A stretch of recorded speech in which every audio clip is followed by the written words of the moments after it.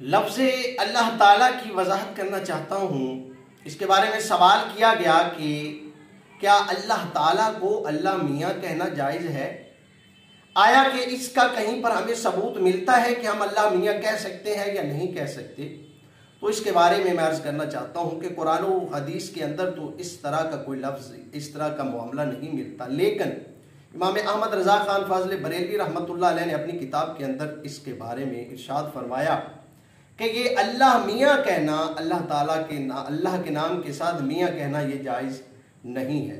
उसकी वजह बयान फरमाते हैं कि मियाँ के 3 माने बयान किए जाते हैं। एक माना है मालिक, दूसरा माना है शौहर और तीसरा माना ये बयान किया जाता है कि जिना का जो दलाल है ये इस मानी में बयान किया जाता है।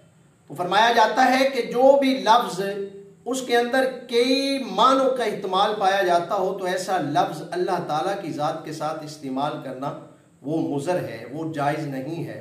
और ये भी फरमाते हैं कि अगर ऐसा लफ्ज़ के जिसका शरई हुक्म कहीं पर हमें नहीं मिलता, शरई तौर पर कहीं पर हमें नहीं मिलता, शरीयत के अंदर ऐसे लफ्ज़ की कोई वजह नहीं मिलती, तो फिर ऐसे लफ्ज़ के मानी को देखा जाएगा। अगर उसके अंदर कोई एक मानी भी खबीस हो, जिसका माना गलत हो, तो ऐसे लफ्ज़ को अल्लाह ताला की ज़ात के साथ मुंसलिक करना ये जायज़ नहीं है। और रुतुल मुख्तार के अंदर इस बात को बयान किया गया है कि ऐसा कहना बिल्कुल जायज़ नहीं है।